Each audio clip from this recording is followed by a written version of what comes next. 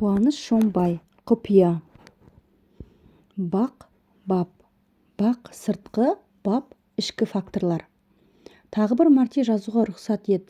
Бақ менеджмент сыртқы күштерден құралған. Біз оны басқара алмаймыз, тек өсиетін ми арқылы дұрыс қабылдаймыз және жауап береміз.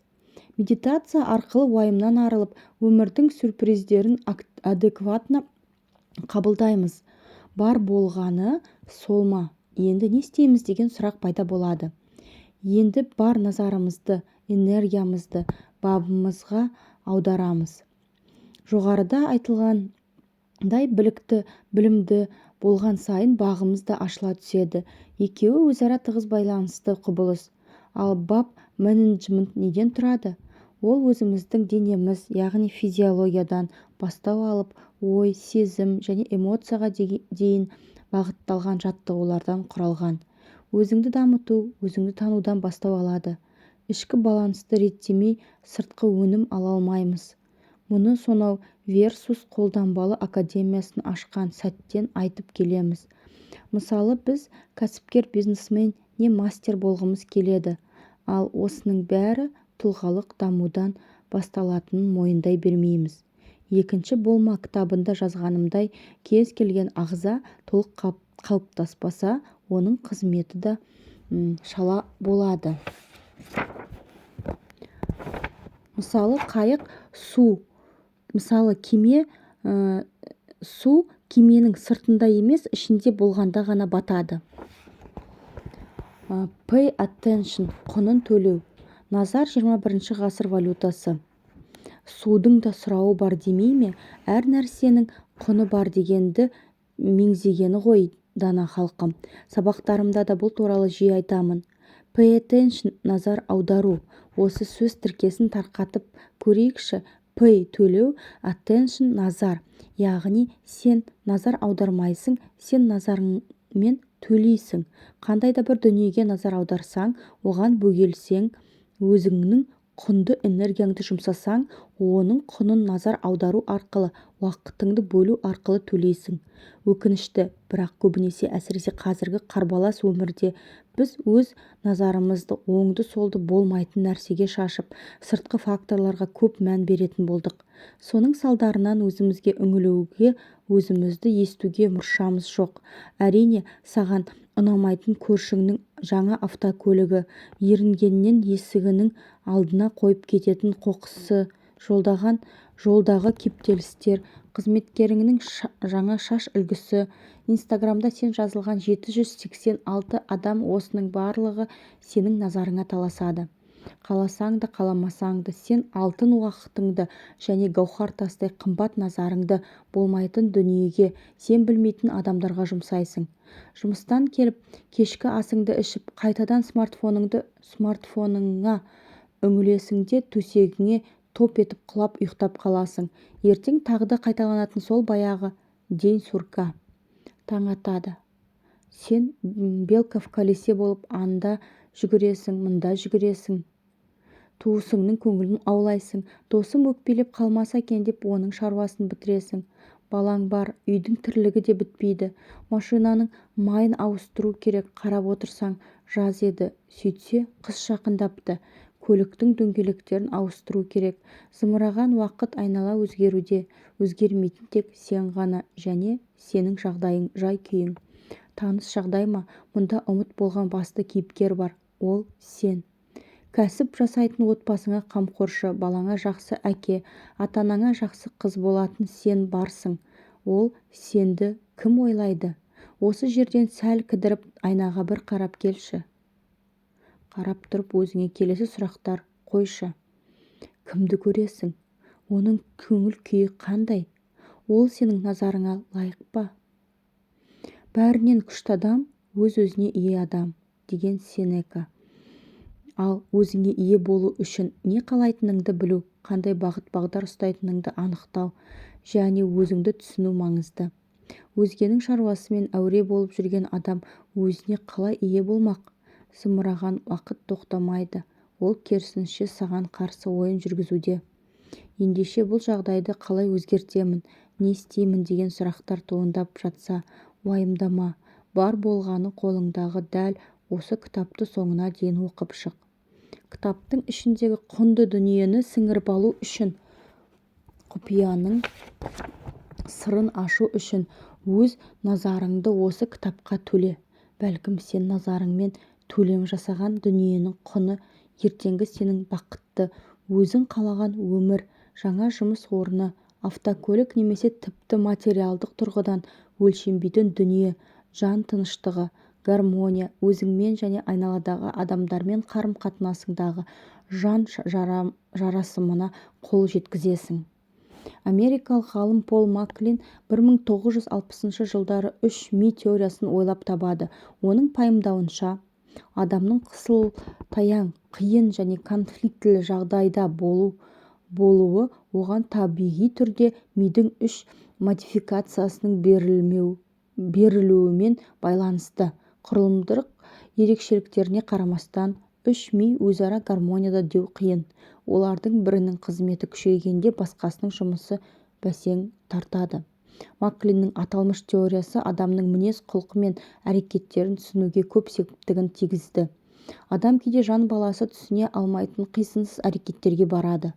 3 ұйықтасаң түсіңе кірмейтін әрекетті қабылдаудың өзі қиынға соқпақ. Оған бұл кезде 3 мидың әсер етіп жатқанын түсіну керек. Сонымен, мидың құрылымын түсініп күрделілігін ұғыну үшін қай бөлігінің қандай қызметке жауапты екенін білу үшін 3 миға тоқталып өтейік. Рептилді ми инстинктіге жауап береді. Оның басты қызметі осы ми орналасқан ағзаны қалай болса да аман сақтап қалу. Тыныс алу, жүрек соғысы сынды ағзамыздағы автоматтандырылған процестер мен тамақ ішу, қашып құтылу секілді қолжетімділіктерімізді өтеуге қатысты процестерге жауап береді. Рептилий миы жұмыс істеп жатыр деген сөз. Бұндай кезде адамның бар ойлаған тірі қалу ғана болмақ. Сол үшін қандай әрекетке де баруға әзір тұрады. Бұл кезде оны тылсым сезім, жарқын болашақ не жауапсыз махаббат туралы әңгімелер қызықтырмайды. Мысалы, адамды қарыз қысқанда, ақша табу керек болғанда ол түрлі түсініксіз әрекеттерге барады. Тіпті абыройын сатуға дейін дайын болады. Біз оларды түсінбейміз. Тірлігі арам, құйтырқы көрінеді. Себебі ол тек тірі қалуды ойлап жатыр. Ол инстинкт деңгейіне түсіп кеткен. Енді сен ондай адамды және оның әрекетін құптамасаң да түсіністікпен қарай аласың. Даму нәтижесінде пайда болған екінші ми сүтқоректілердің палео миы немесе лимбикалық жүйесі. Бұл ми эмоция мен сезімдерге жауап береді. Біздің қоғамда өмір сүруіміз және басқалармен қарым-қатынас құрудағы қажеттілігіміз осы мидың сигналдары бойынша туындайды. Яғни дамудың рептилий миынан кейінгі кезеңі лимбикалық мидың қалыптасуы. Бұл кезеңде адамдар өзгелерді өлтіру немесе олардан қашу міндетті емес, тіл табысып бір қоғамда өмір сүруге болады деген тоқтамға келді. Қоғамдағы адамның рөлі иерархия мен мәртебеге жауапты, ми эмоцияға да жауапты. Қарапайым мысал берейік. Мен өзім тараздық болғаннан кейін ата-анама жиі барамын. Көлікпен трассада келе жатқанда обгонға шығу керек жағдай болады. Сол кезде қарсы келе жатқан көлік көбіне жол бермейді. Шамын жағып қарсылық білдіреді. Оның ойынша ол өз жолымен келе жатыр. Солай істеуге толық құқығы бар. Алайда осы болмашы право качаниеден талай адам өліп кетті. Отбасы мен жақындары қамқоршысыз қалды. Осы енді керек пе? Үшінші ми, ең жас ми, неокортекс мен неомемориялық ми. Ол мидың 85% алып жатыр. Бұдан оның маңыздылығын байқауға болады, себебі ол шығармашылыққа, логикаға және болашаққа жауап береді. Неокортекс уақытты өткен және осы және келер шаққа бөледі, анализ жасап, мәселенің шешімін таба алады. Пол Маклиннің жоғарыдағы пікірін тағы бір рет қайталап аталған 3 мидың шашыраңқы жұмыс істейтінін еске салғым келеді. Жоғарыдағы 3 деңгейді еске алайық. Обгон ситуациясы сана деңгейінен өтіп кетіп, эмоцияны қоздырып жібереді. Тура солай өмірдегі әр ситуация бізге әр деңгейде әсер етеді. Көбінесе ақылмен ойлап жатырмын дегенде эмоцияның жетегінде кетеміз. бизнес ашқанда, жұмысқа тұрғанда, жағдайымызды жасатқанда сана емес эмоциямен шешім қабылдаймыз. Бұл логика, білім, тәжірибе емес. Қорқыныш, ашу, ыза, өкпе, кінәлі сезіну сынды эмоциялардың санаға қарағанда басым болуы. Ал дәл осы үш мидың синхронизациясы ол алғанда адам ресурстық жағдайда болады. Мен қарызың болса, қарызды ойлама, яғни ақша сұрауды емес, табуды ойла дейтінім де содан. Қарыз, ақша сұрау рептилиді ми жұмысының көрінісі, ақша табу, яғни түрлі шығармашылық шешімдер ойластыру неокортекс жұмысының өнімі. Егер біздің үш миымыз дұрыс жұмыс істесе, көп проблема өз жолымен қиындықсыз шешіле берер еді. Басқаша айтқанда, үш ми гармонияда жұмыс істегенде сен сұрақтарға жауап іздемейсің, себебі сенде ол сұрақтың өзі де болмайды. Көп мәселе анық түсінікті автоматты түрде шешіліп жатады. Сенің санаң іске қосылу үшін рептилді ми энергия талап етпеу керек. Яғни бізге қауіп төнбеу керек, ал біздің денеміз созылмалы стрессте болғаннан босаңсу дегеннің Б әрпі де жоқ. Денеміз осы жағдайды қауіп деп қабылдап күштің бәрін инстинкт деңгейінде қорғануға жұмсайды. Осылай онсыз да шектеулі күшіміз сарқыла береді, ысырап болады. Эмоция миы ми құрылымын түсініп әсер етуді түсінгенде басқаруды үйренеміз. Мұны алдыңғы тақырыптарда түсінеміз. Жоғарыдағы тұжырымды түсініп, оған сену үшін ұзақ уақытым кетті. Есесіне түсінгеннен кейін оны жасау мен үшін қиын болған жоқ. Оны түсініп, толық қабылдағаннан кейін медитацияға бет бұрдым. Адам жетістікке миымен ғана емес, бүкіл денесімен жетеді деген тұжырымдаманың растығына көз жеткізе бастадым. Негізі, оған дейін медитацияға мән бермейтінмін, ал денедегі босаңсудың маңызын түсінгенде йогаға бардым. Медитациялық жаттығулар жасап, дінге көбірек ден қойдым. Адам өзінің ішкі жан дүниесіне үңіліп, бар назарын өзіне және ішкі әлеміне бағыттаған кезде қандай ғажап нәрселер болатынын білсең ғой.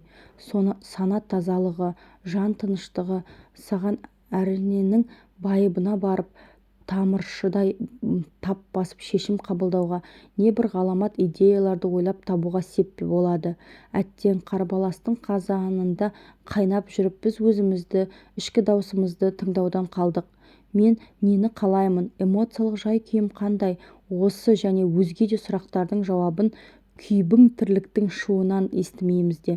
Ал медитация қалыпты тепе-теңдікті сақтауға, рухани әлеміңді тазартып, оны гүлдендіріп, жайнатуға мүмкіндік береді. Шонбай онлайн университет студенттері біледі. Алғаш рет медитация жасағаныңнан ақ денеңде пайда болған босаңсу, санаңның тазалығы, жаныңның тыныштығы мен рухани тазару өзіңді дүниеге жаңа келген нәресте секілді сезінуге жол ашады. Сені алаңдататын артық ойлардың бәрінен арылтып, жүйкеңді жегідей жейтін түйткілдерге тосқауыл қояды. Неге біз өзіміздің ішкі жан дүниеміз бен ағзамыздың қалып күйіне қарағанда Toyota Camry 70 автокөлігі туралы көп білеміз? Басың немесе арқаң ауырды ма, қойдың майын жағып қойып суықтап қалған шығармын деп жүре бересің. Ал сен психосоматикаға жүгініп көр. Неге үйдегі келіндердің көбі зоб, ангина немесе тамақ ауырады? Іседі, жұтындырмайды. Себебі олар өз ойымен бөлісе алмайды. Қайын жұртына ашыла алмайды. Оның білдірем деген пікірін тыңдайтын ешкім жоқ. Осылайша бәрін ішінде сақтап келген келіншек ауруға шалдығады. Одан әрі қарай бұл жағдай үшін өзін жейді. Осылайша онкологиялық ауруға шалдығады. Осының бәріне өзіміз себепші бола тұра, ол келіннен сау бола бала туғанын қалаймыз. Сөйлес, бірінші кезекте өзіңмен. Неге бұндай жағдай орын алды? Сенің позицияң, нені дұрыс істедің, нені келесіде басқаша істейсің. Бастысы, ешкімге кек сақтама, ренжіме және ашуланба. Басқаға жіберген сенің негативті энергияң сенен көп күшті талап етеді.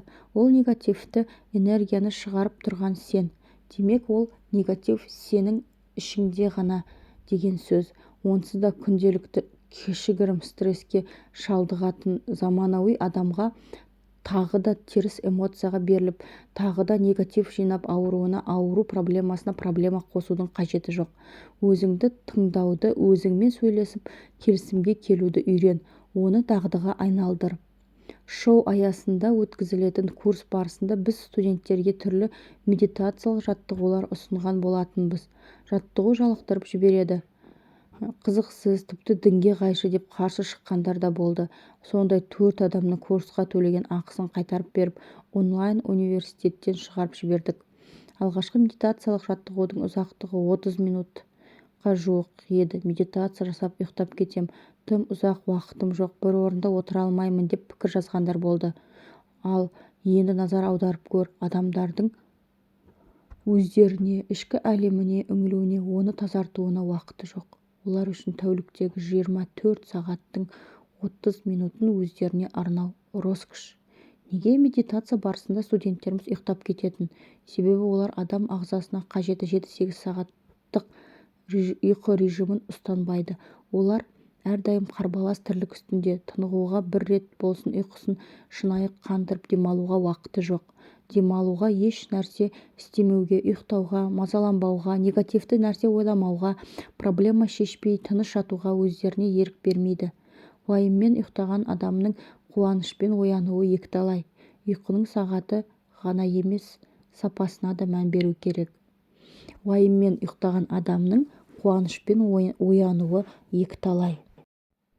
Денем тыпыршып кетеді, бір орында отыра алмаймын деп жазып еді бір қарындасым.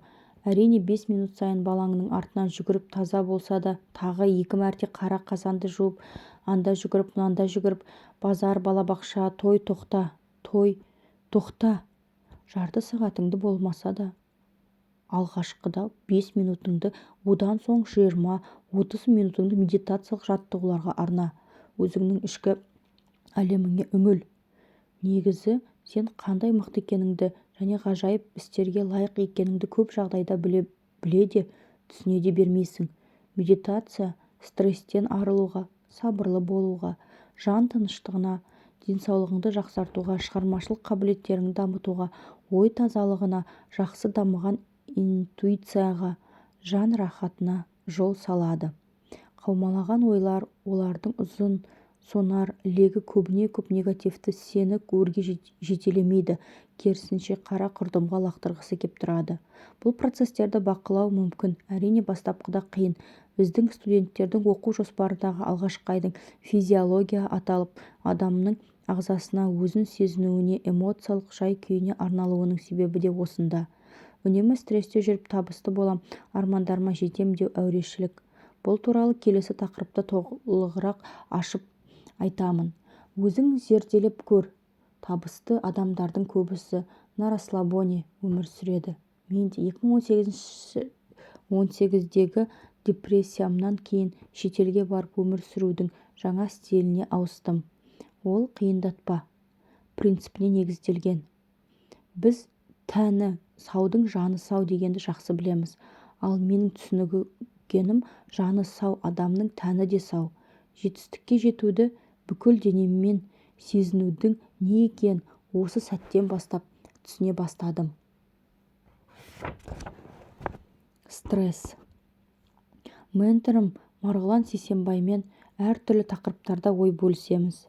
Бірде Марғұлан аға адам кәсіп барыстарда мақсатқа жетудің 2 жолының бірін қуатынын айтты. Біріншісі бақыт жолы, екіншісі жетістік жолы. Жетістік жолын таңдаған адам тыным таппай бүгін кешегіге қарағанда көбірек еңбектеніп, көбірек өнім шығарып, көбірек ақша табу керек. Ал бұл бәйгеде тек шапшаң, шабандоз ғана жеңеді. Демек адамның тиімділігі де арту керек. Оның жүгіріп жүріп бітіретін істері де көбейеді. Ал бұл дұрыс жол емес. Бұл стресс жолы. Бұл көбіміз үйреніп қалған құрбандыққа толы стандартты жол. Өткен жылы ақпан айында Калифорнияға бардым. Ары-бері жүру керек, әрине такси жалдайсың. Мен әдетте Uberді шақыртатынмын, бірақ таңдауымды түрлендірейін деп Lyft такси қызметін шақырдым. Жүргізушілермен әңгіме-дүкен құруды жақсы көретінімді білетін шығарсың. Тренингтерде де, кітаптарымда да олар туралы көп мысал келтіремін. Бұл тағы біреуі. Lyft Google компаниясына тиесілі сервис екен. Жолай жүргізушіден неге Uberде жұмыс істемейсің деп сұрадым. Таксист саспастан Uberдің принциптері менің өмірлік принциптеріме сәйкес келмейді деп жауап қатты. таңдағанымды сөзбен жеткізе алмаймын. Өзің ойланып қара, біздің таксистер 200 теңге үшін әңгіме айтып жаға жыртысып жүргенде басқалар на расслабоне өмір сүріп, таңдау жасай алып, өздеріне ұнайтын компанияда жұмыс істеуде. Сөйтсе, Юберде көп нәрсеге тыйым салынады екен. Мысалы, жүргізуші жолаушы бастамаса сөйлесе алмайды.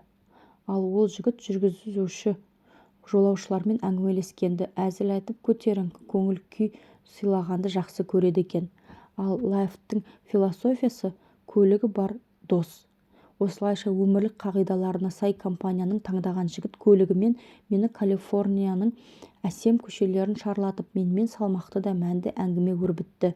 Бұндай өмір салтына қалай тамсанбайсың, қалайша қызықпайсың? Біздің қоғамда таңдау мүмкіндігін дұрыс қолданып, ұтымды шешім табу қиын. Себебі біз уақытымыз бен энергиямызды өзімізге емес, өзгелерге жұмсап үйреніп қалғанбыз. Бұны мен екінші болмада да жазған едім. Біреудің мінін теру, өзіңмен салыстыру, жарысу сияқты бос, бірақ көл-көсір күшті қажет ететін мәселелердің кесірінен біз тіпті ішімізге үңіліп, жүрегіміздің не қалайтынын, жанымыздың қай күйде екенін де білмейміз. Назарымыз басқаларға төленгеннен өз стаканымыздың төңкеріліп тұрғанын да байқамаймыз.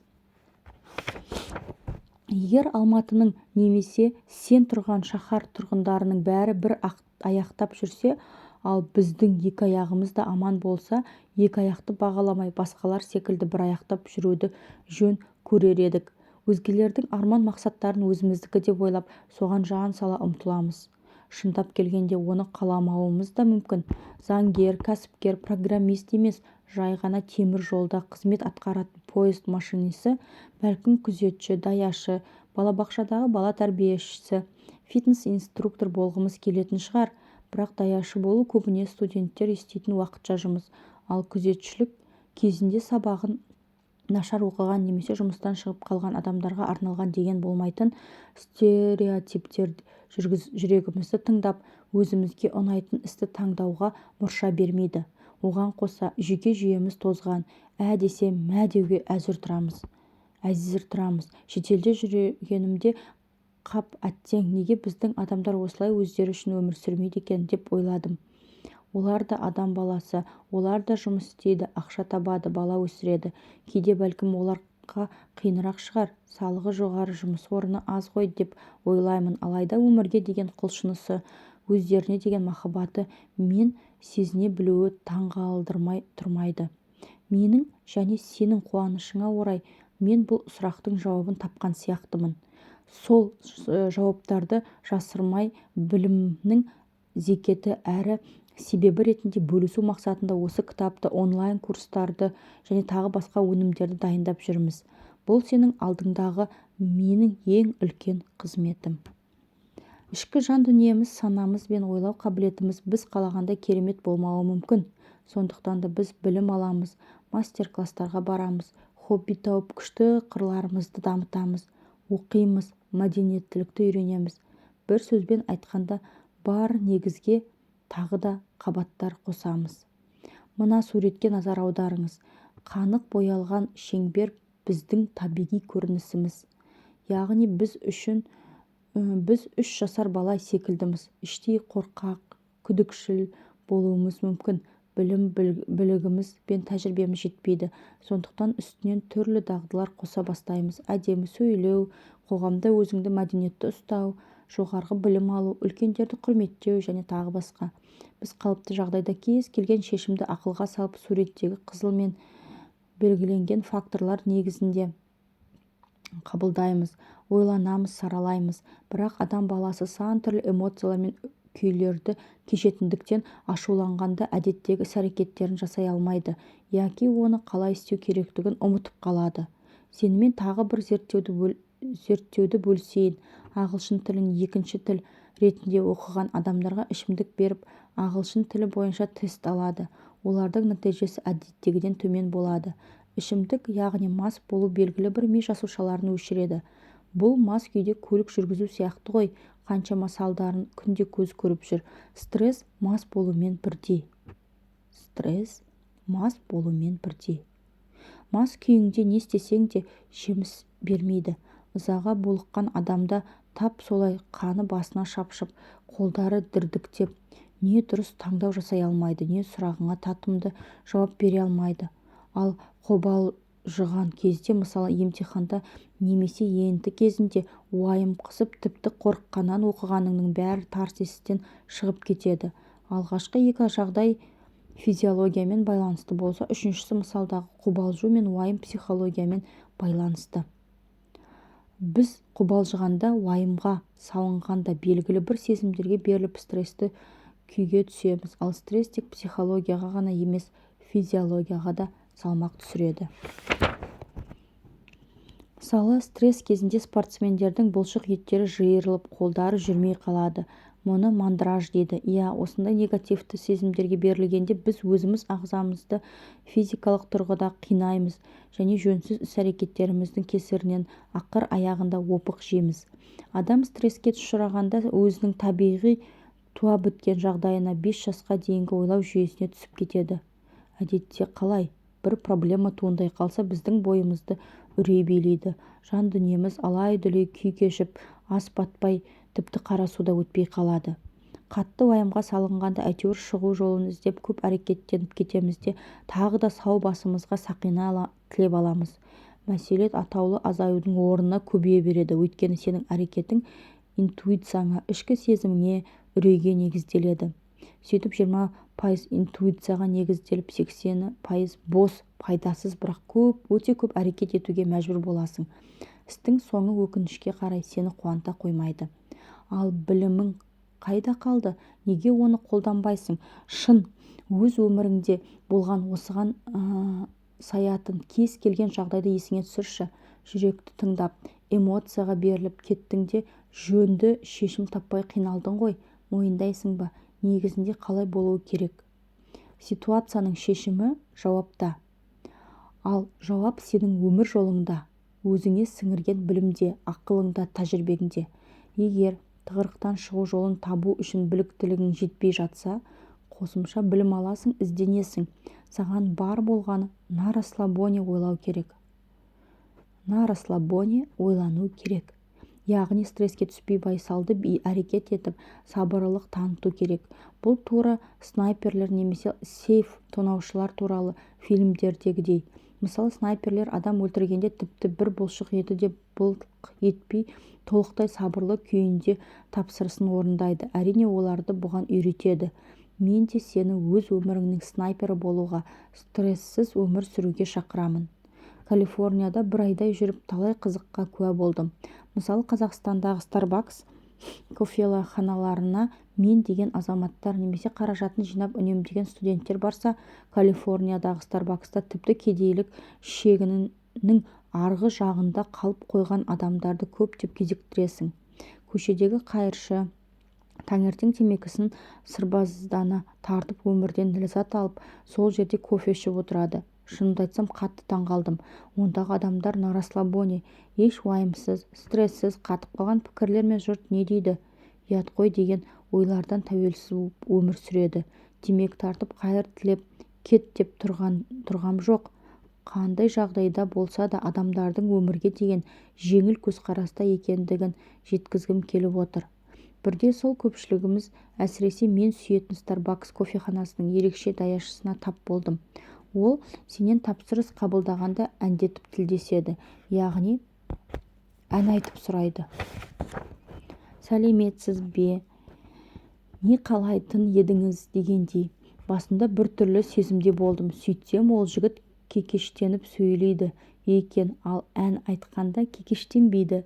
Яғни ол өзінің минусын плюске ауыстырды. Есесіне әлемдегі ең мықты кофеханалар желісінде жұмыс істейді. Нанына өзі ақша табады. Сары уайымға салынып, бұл ерекшелігінен ұялып, өмірінен түңіліп кетсе, барлығы мүлдем басқаша болар еді ғой. Таптаурындардан стереотип, бостандыққа, қаңқу сөздерден еркіндікке қарай қадам тастаған адамдардың өмірге деген позитивті көзқарасы мен ашықтығына таңданам. Стрессіз өмір ғажайып. Сол таңғы серуенде қасымда ұстазым Артем бар еді. сол кезде Артем мен күтпеген келесі сұрақты қойды: сен Алматыда не Қазақстанда осындай адамдарды көп көресің бе? Мен көрмейтінімді айттым. Ол да Мәскеуде байқамағанын жеткізді. Енді қара, біз батыстың аударылған әңгімесін, кітаптарын оқимыз. Сөздер таныс болғанымен мәні түсініксіз. Себебі ол осындай на расслабоне отырған адамдарға арналған. Ал біз стресске көміліп жүріп, яғни мас болып, оларды түсіне алмаймыз. Батыстың кітабын қабылдау үшін батыстағы күй болу керек. Себебі автор мен сенің, яғни оқырманның арасында тілдік жақындық жоқ. Осы орайда бізге айтылмаған құпия кітабы батыстың бере алмайтын білімі мен тәжірибесін сен үйренген менталитет пен мысалдар арқылы беру қызметін атқара алады. Сен өз кітабына жарнама жасап мақтап отыр деп ойлама, өйткені осы жолдарды жазып отырған қуаныштың бір бөлігі сенің жаныңды түсінетін, менталитетіңді білетін, осы өмірді көзімен көрген, сен жасайын деп отырған қателікті жасаған, асыдан шыққан қуаныш. Ал бір жартысы жылына кемі 10 танымдық шетел саяхатын жасайтын, өзінің біліміне кемі 35-40 мың доллар инвестиция жасап жүрген, өзін тану үшін менторлар мен ұстаздарынан ақша аямайтын, қандай да болсын білімін қолданып, жаттығулармен практика жасайтын, бәлкіде сол батыстықтардың тәжірибесін иеленген қуаныш. Ақты ақ, қараны қара деу біздің міндет. Land Cruiser'ді Camry деу қандай ақмақ болса, тұлпарды есек деу де тура сондай әбестік. Бұл мақтану емес, барып тұрған қып-қызыл факт. Сондықтан да ғой батыстың кітаптарын, технологияларын, білімін оқып алып өміріңде қолдануға келгенде тіреліп қалатынымыз. Азар болса 3 күндік әсер алып бұрынғы өмірге қайта келесің. Өйткені батыстық Джонның сен сияқты 6 бауыры, 22 жиені, нағашы жұрты, енесі мен келіні, көрші қолаң мен құдалары, 24 досының алдындағы жауапкершілігі мен міндеті жоқ. 2019 жылдың қаңтар айында Қазақстандағы алғашқы үздіксіз даму университеті Шонбай онлайн университеті өз жұмысын бастады. Бұл менің ұстаздық жолындағы айтулы жобаларымның бірі деп мақтанышпен айта аламын. Шүкір, қазіргі таңда өмірлерін трансформациялауда бастап кеткен 15 мыңға жуық студентіміз бар. Университет білімгерлерінің арасында біз су жаңа 15 Toyota Camry автокөліктерін, iPhone X смартфондарын, MacBook және басқа да бағалы сыйлықтарды жариялап түрлі ұтыстар өткізіп жатырмыз. Негізі курс туралы ақпараттың барлығы Шонбай онлайн сайтында бар. Айтайын дегенім, студенттердің өмірлерінде тек сана, психология мен көзқарасты өзгерту ғана емес, ғажайыпқа сену, күтпегенді күту сынды дүниелер де болып жатыр. Бұл жолда аянып қалар емеспіз.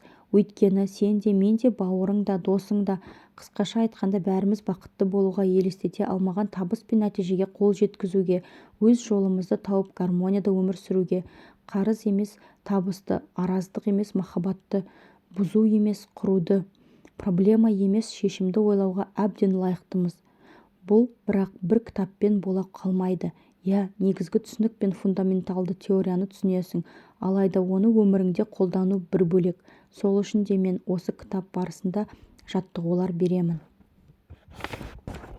Кейде біз университет аясында басқаларды даму мен өзгеріске қызықтыру үшін жасап жатқан сыйлықтарымызды сынайды, алдап жатырсың, білім емес сыйлықтарыңды жарнама жасап жатырсың деп айыптайды. Оған кей имамдардың да жасап жатқан жұмысымыздың байыбына бармастан сынын уағызына қосып жүргенін байқаймын. Бірақ мына төңкерілген тағы бір стақанды қарашы. Казино, ставкалар, пирамидалар мен харам өнім өндірушілері өздеріне өзгелерді қызықтыру үшін ұтыс беруден тайынып жатқан жоқ. Сонда неге мен білімге, әдемілікке, өзгеріске, ғажайыпқа, махаббатқа, гармонияға назар аудару үшін сыйлық жасай алмаймын? Жамандықты таратушылардың басында шектеу болмағаннан, жақсылықты дәріптеушілердің басында шектеу болғаннан, жамандық жақсылықтан оңай тарап жатыр. Сен, менің өмірімде ставкаға соңғы ақшамен қоса арын тігіп, көшеде мас болып жатқан біреудің әкесі, бауыры, жарын көптеп кездестіреміз. Осы ғой ұят болады, ел не дейді. басқалардың ойына құрбан болу. Тек сенің емес, сен жасай алатын жақсылықтың да шектеуі. Әрине, басында адамдар бірден сенім артпады, сынға да ұшырадық. Бірақ курс басталысымен студенттер қатары сиреген жоқ. Қайта халық арасында мен де жазылғым келеді, қалай қатысса болады, келесі легі қашан басталады деген ажиотаж пайда болды. Ал бұның бәрі дерлік осы стресс туралы тақырыптан кейін басталды. Көпшілігіміздің мас күйіміз қалағанымызға қол жеткізуге, басқаша өмір сүруге, нәтиже көрсетуге мүмкіндік бермейді. Бір жұтым таза ауамен демалайын десең, кеудемізді кернеп тұрған арқан секілді өмірімізді торлап алды.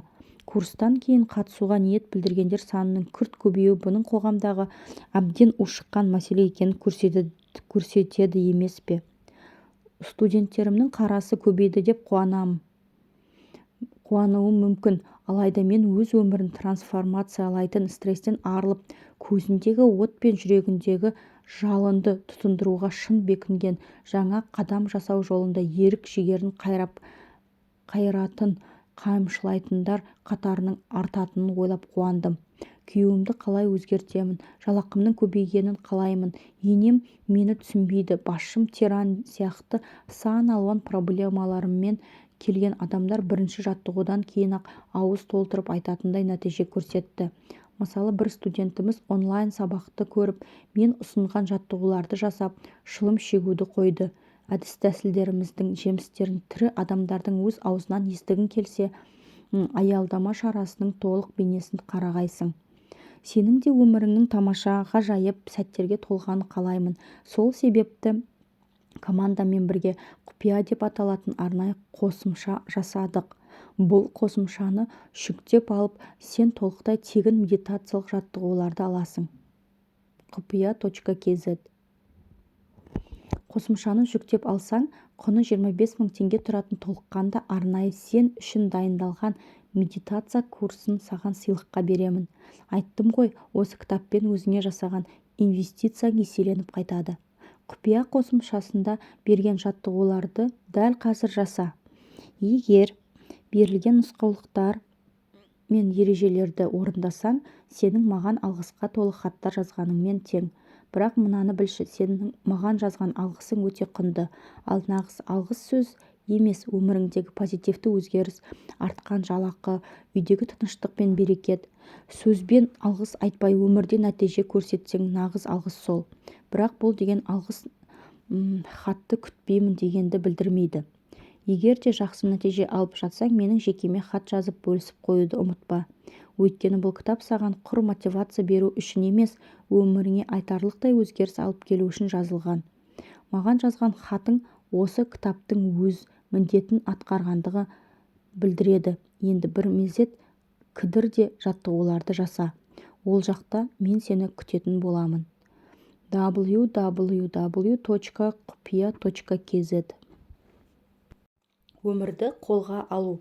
2014 жыл. Жамбыл облысы Жамбыл ауданының Аса ауылының тумасымын. Бұл туралы екінші болма кітабында жазғанмын. Күздің соңғы күндері аяз түскен сәт еді. Құрылыс бизнесмен айналысып жүрген кезім. Тараздан Асаға қатынайтын таксистер жүретін селпоға келіп, кімнің кезегі екенін сұрадым. Бір жігіт жақындады. Салонды жалдап жүретініме қарамастан әдеттегіден қымбат соманы айтты. Тараздың бағаларын білетін мен себебін сұрадым. Аяз, суық екенін негізге тартты. Көлікті өшірмей бензин жағып тұрғанын айтып ақталды. Жеңіл киініп алған, мен саудада берекет бар десе де әңгімені созбадым. Келістім. Асаға бет алдық. Жолда, неге сен қиын жағдайды пайдаланып бағаны көтердің? Сонда қарашы, ер басыңмен от алып тұрған көліктің бензинін төлеуге шамаң жетпей ме? Мен төлермін. Ал бір жалақыға қарап отырғандар ше, студенттер ше, олардың қалтасына ұрады ғой. Басқалар қиналып тұрғанда сен көмектесудің орнына жоқ жерден пайда тапқың келіп жатыр. Сен қиналғанда Алла саған көмектеспейді деп қорықпайсың ба? Деп сұрақтың астына алдым. Ол үнсіз көлігін жүргізе берді. Әңгімені қайта жалғадым. Өзің ойланып қара, сенен басқа жүргізушілер қазір менен 400 теңге алады. Ал сен 15 минут еш клиент таппай тұрғаның үшін менен 200 теңге артық алмақшысың. Негізі немен айналысасың, мамандығың қандай? Электрикпін. Айына неше тапқың келеді? 60 мың теңге жетеді маған. Ол кезде ол шамамен $400. Айына 60 мың теңге дегеніміз аптасына 15 мың теңге. Из рук в руки немесе Тараздағы Новый регион деген газетке хабарлама бер. Вызов электрика 5 мың теңге. Аптасына 3 клиент тапсаң болды. Айына 60 мың теңге шығады. Жарнама беруге ақша жоқ па? Мен ақ төлеп берейін. Сосын реті келгенде қаласаң қайтарарсың, қаласаң қайтармайсың. Таксист жігіт үндемеді, бірақ мысы басылғандай болды. Мен тоқтамадым.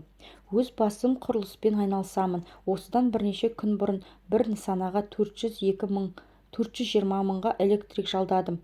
Бір ауылда тұрамыз. Неге сен мені тауып алмадың? Қайдан білейін мен ондайларды.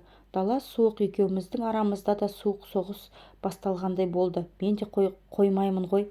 Қазір ғана саған құрылыспен айналысамын. Менде заказ көп, электрик керек деп айтып жатырмын. Ақшаны аямай төлейтінімді де айттым. Сен неге менің нөмірімді сұрамайсың? Келесі жолы құрылыс болса хабарын беріңіз, немесе мен хабарласайын деп неге айтпайсың? Құдайдан мүмкіндік күтіп тұрсың, ал жіберді саған мүмкіндік беріп тұр Құдай. Тегін ақша төлеудің қажеті жоқ. Керісінше мен ақша төлеп тұрмын. Үндемеді. Жарнамаға ақша ұсынып хабарландыру беруін сұрадым. Ол алмады. Намыс көрді. Атарға оғы болмай отыр. Араға біраз уақыт салып селпоға тағы келдім. Әлгі таксист жігіт мені танып, қасыма келіп, әңгіме дүкен құрып, мені ауылға жеткізіп салмақшы болды. Баға қандай, өткендегі ме деп сынадым. Ол тегін апаратынын айтып отырғызып алды. Бұл жолы әңгімені өзі бастады. Өткендегі сөзіңіз маған қатты өтті. Я, не тындырардың хабарлама бердің бе? Жоқ, бермедім, бірақ аяғына дейін тыңдасаңызшы. Электрик болып қайтем. Менің негізі газелім бар. Сол газелдің пешін жөндеп жатыр едім. Қасыма бір таныс келіп, өз газелінің пешін жөндеп беруді сұрады. Сосын тағы біреуі келді. Жақсы табысың өзіңе жетсе қуанам. Анаған 5 мың деп айта салғам, келісіп кетті екеуі де. Рахмет сізге, барлығы өз қолымызда екен ғой. Көкірекпен эгосы ұрып тұр, ал іске келгенде айналасындағы мүмкіндіктерді де көрмейді. Ақша жоқ, кризис деп наразылығын айтады, ал баласына ең арзан жөргек немесе ойыншық алады. Жарына бір көйлек сыйлауға жарымайды, ал кедейлікті Құдайдың оларға жазған тағдыры деп қабылдайды да. Өзінің қиын өмірін ақтап алмақшы болады. Жеме-жемге келгенде мас болып мүмкіндікті көрмей жүрген өзі. Әлгі таксист сынды, білімі де, біліктілігі де жетерлік қанша жас бар. Бар керегі ес жию еді. Осы әңгімені бірнеше тренингте, отырыстарда бөліскенмін. Сонда өзінің әрекетсіздігін ақтап алушылар мынадай уәж айтты. Ол таксистке сіз кездесіп қалдыңыз. Кездеспегенде олай өзгермейтін еді. Мұның переводы. Маған жол көрсетуші жоқ. Болса мен де шабатын едім ғой. Мынаған қарашы, Құдай мүмкіндікті көптеп береді. Мен бар болғаны өз рөлімді ойнадым. Құдай ол рөлге жүздеген актерді бергеніне сенімдімін. Бірақ сен оларды байқап, сөзін тыңдауға парасатың жетсе болғаны. Досым, мен бұл кітабымда миллиондаған ақша тап деп жатқаным жоқ қой. Нәпақаға ақша тап, азат бол деп тұрмын. Қазағымның бір қой егіз тапса, бір түп жусан артық шығады деген мәтелін менен жақсы білесің. Мен үнемі сабақтарым мен мастер-класстарымда Әл-Бақара сүресінің 286 аятын айта жүремін. Алла тағала мен адамдарға олар көтере алмайтын жүк бермеймін дейді. Расында, Алланың құдіреті шексіз.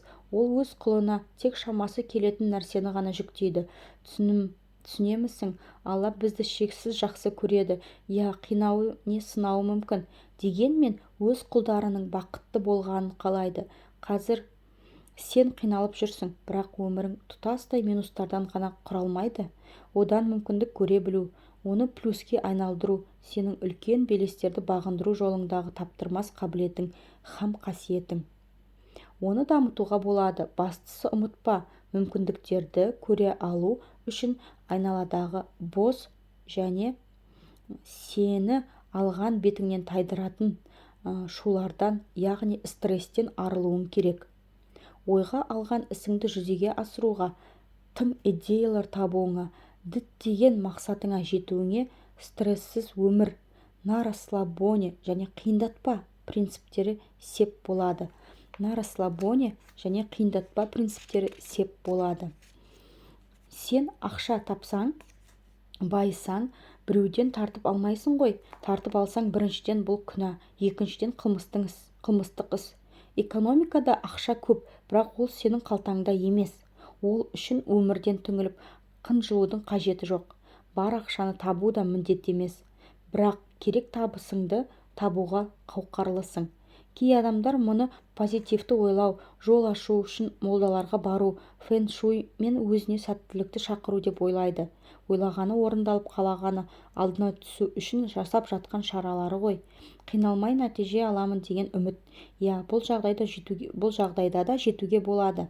Бірақ бұл сиқырлы таяқ емес, арнайы жаттығу, өзіңмен жұмыс арқылы да болады.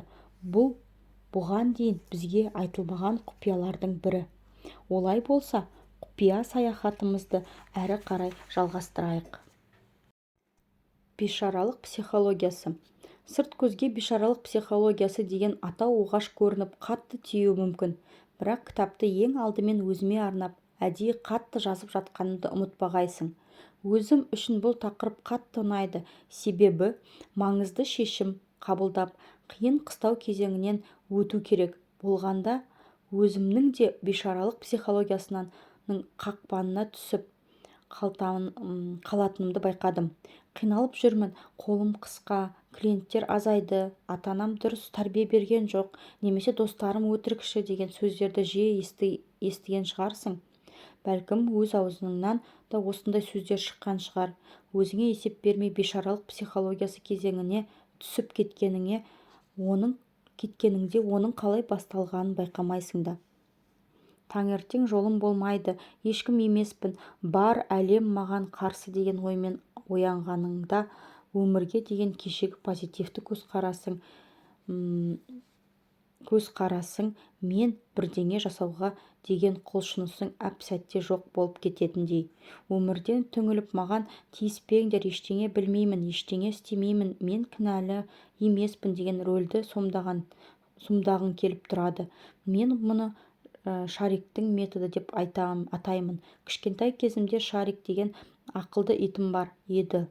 Оның ақылдылығы әлсіз және ақымақ болудың тиімді екендігін түсінгендігінде. Ол байғұс ауылдағы иттерден қорқып, ауылдағы балалардың тиісе беретіндігінен жасқанып, оларды көре қалса жерге аунап, өзімен өзі ойнап, құйрығын бұлғаңдатып, бишара болып, әлсіздігін таныта қалады.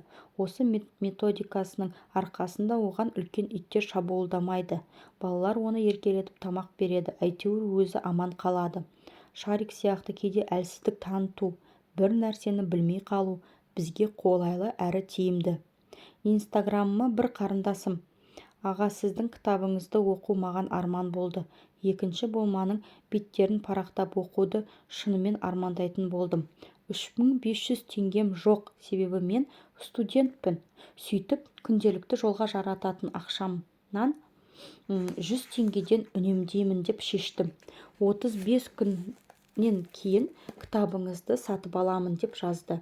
Қарап отырсаң, қандай әдемі әрекет, неткен ниет деп ойлайсың.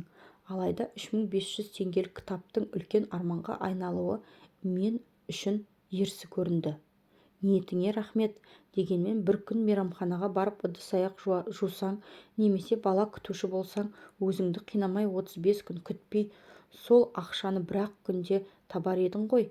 Екіншіден, сенің өмірлік арманың 3500 теңге болса, бұл жанашырлық жағдай екен. Себебі арман одан да үлкен және глобалды бола алады, деп жауап бердім. Жаны ашып кітабын сыйлай салар деп ойлайды ма екен. Қарындасымыз менен мұны күтпей тіпті ренжіп қалғанға ұқсайды. Дегенмен, біз болмайтын нәрсеге бола әлсіздік танытып, өзімізді әдейі бишара етіп көрсетуді жөн санаймыз. Сол сәтте өзімізді бишара сезінбесек те, сырттай солай көрінеді. Сондықтан бишаралық психологиясынан арылу керек.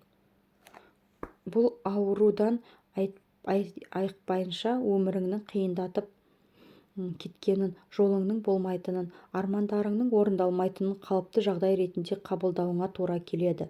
Себебі жертва болуды, бейшара болуды өзіміз таңдап алдық. Бұл туралы фильтр деген тақырыпта ашып айтамыз.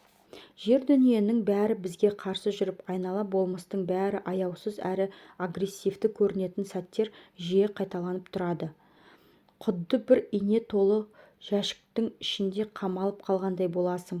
Құттықтаймын, құрбанның бейнесіне тән барлық белгілер бір басыңнан табылып, көрінеу көзге білініп тұр. Біріншіден, эмоциялық тұрғыдан құрбанның өмірге және айналасына деген өкпесі қара қазандай, оған қоса балалық шағынан қалып қойған қорқыныштары мен кінә сезімі бар. Екіншіден, мінез-құлық тұрғысынан құрбан саналы түрде таңдау жасап, өзіне есеп беруге қауқарсыз. Сол себепті оның өмірінде негативті жағдайлар көп кездеседі. Адамдардан алдану, қызмет мансабынан түсіп қалу, белгілі бір жағдайға кінәлі болып шығу, тағы басқа.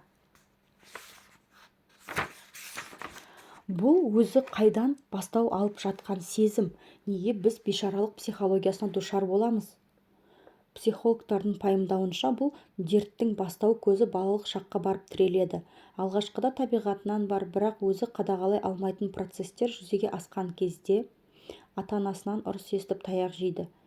Құзырымнан тыс дүниелердің салдары үшін де мен жауап береді екенмін ғой деген ой қалыптасады осы кезде. Мысалы, үйдің тұңғышы 3 жасар бала болса, ол 1 жасар інісінің әр әрекетіне жауапты болады. Егер кішісі құлап қалса, жердегі кір-қоқысты жинап, бет-аузын сатпақ етсе, оның әрекеті болмаса да, ата-анасы осы үшін тұңғышын тәртіпке салып тәрбиелеуді құп көреді.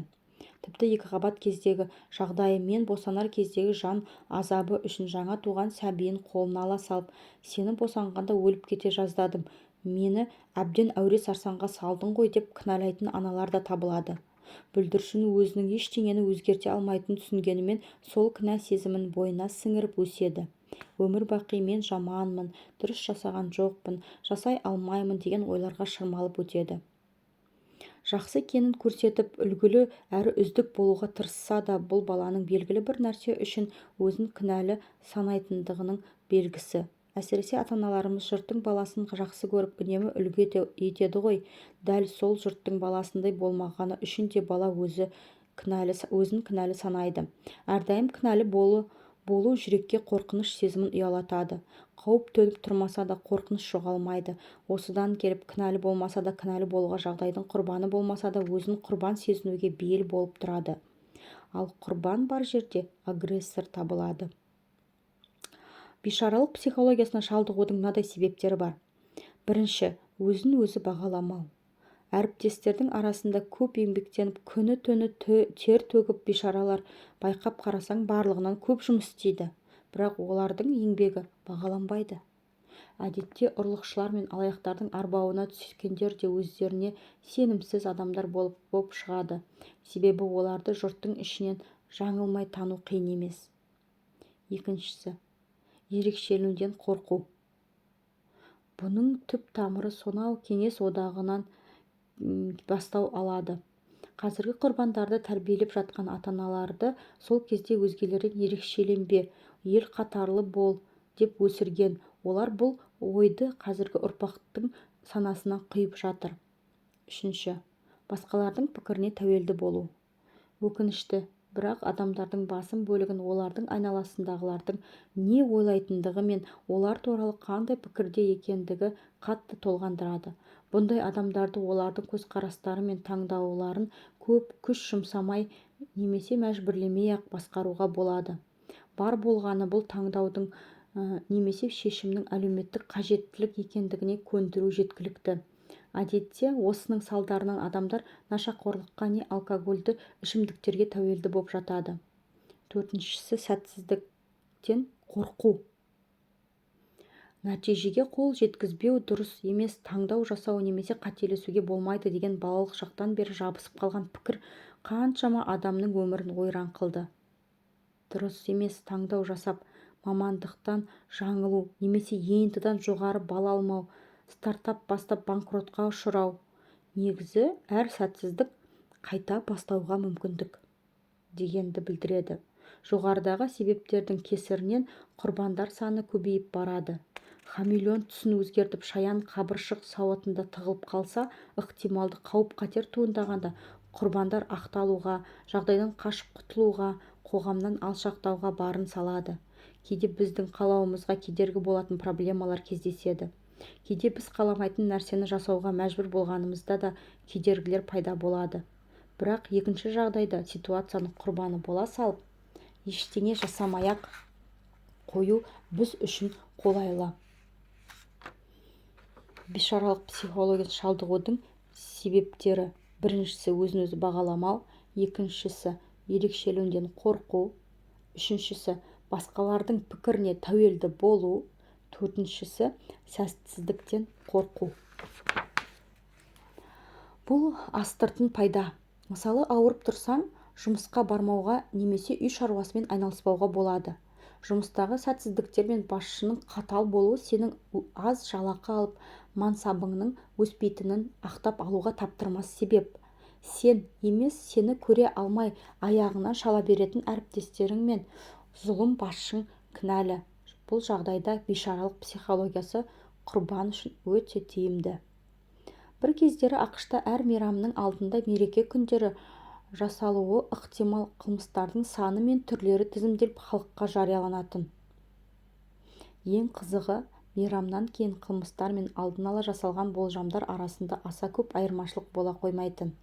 Бірде үкімет мейрам алдындағы болжамды халыққа жарияламауды жөн көрді. Сөйтсе, қылмыстар көрсеткіші әлдеқайда төмен болып шығады.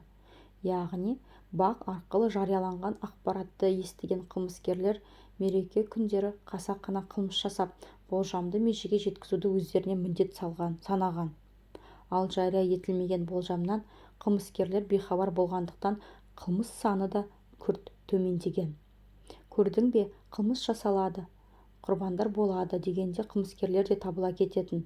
Тура сол сияқты суретке қарасаң, оны салған суретшінің бар екенін, жұмыртқаға қарасаң, тауықтың болғанын, дәмді ас тұрса, оны пісірген аспазшының бар екенін білеміз. Сол секілді бишаралық психологиясына шалдығып, құрбан, жертва болып жүргеніңде, саған міндетті түрде бір жауыз, тиран кезігеді. Сен жаман болғандықтан олай жасаған жоқсың. Біреу саған қастандық жасады. Сен өзіңнің бишаралық психологияңмен сол жағдайды, жаңағы жауызды тілеп алдың. Ол сенің ата-анаң, досың, үкімет, экономика әріптесің, не бастығың болуы мүмкін. Әрі қарай қазбалай берсең, ол тиранды саған тағдыр жазды. Демек, Құдай берді дейсің де, тағдыр мен Құдайды кінәлағандай боласың. Бишаралық психологиясының тағы бір ерекшелігі өміріңді өз бақылауыңнан шығарып алуың. Қолыңнан түк келмейтіндіктен сен үшін біреу шешім қабылдау керек. Жұмысқа да біреу кіргізеді. Арман мақсаттарың, өмірге келгендегі миссияң, қалауың, жасайтын іс-әрекеттерің айналып келгенде өмірің біреудікі болып шығады. Сен біреудің қолындағы жансыз қуыршақ рөлінде боласың. Өзімді қолға алам деп шын бекінген болсаң, бірінші кезекте бишаралық психологиясынан арылу керек. Бұл дегеніміз өзіңді жақсы көру, лайықты екеніңді түсіну. Алматы қаласында Райымбек Батыр мен Абылай хан даңғылдарының қиылысында жаңа форматтағы Мәдени деген асхана болатын. Рөмеймен салыстырғанда тағамдардың бағасы 2 есе арзан, яғни қолжетімді болатын. Бірақ асхананың сырты соншалықты әдемі әрі заманауи еді. Жанынан өткен азаматтар оны тым қымбатсынып, ішіне кіруге, тамақтануға, ең болмаса ас мәзірін көріп, бағаларын білуге де өздерін лайықты көрмейтін. Алла қаласа, осы кітапты соңына дейін оқып, маған көмектескен методикалар мен құпияларды қолданып, өз армандарың мен мақсаттарыңның қандай болатынын анықтап, өз өміріңді қолға алатыныңа және керемет нәтижелерге қол жеткізетініңе мен кәміл сенемін. Ендеше бірінші кезекте мен бейшарамын, лузермін, қолымнан келмейді, ешкім емеспін деген ойлардан арыл. Біл, сен бұл әлемде осындай жалғыз ғана адамсың. Сен индивидуалды тұлғасың. Саған ұқсас адамдар бар шығар, бірақ тура сен жалғыз өзің ғана. Былай айтқанда, эксклюзивті экземпляр. Сондай-ақ сен бәріне лайықсың, сенің қолыңнан келеді. Тіпті біреу үшін сен көзінің қарашығы, бақытты өміріңнің бір бөлігі, ең жақын дос, ең дарынды студент, ең тиімді қызметкер және жай ғана жалғыз адам болуың мүмкін. Мысалы, өзің үшін. Сен өзіңде жалғызсың. Ендеше сен неліктен бейшаралықтан арылып жаңа өмірге қадам баспасқа?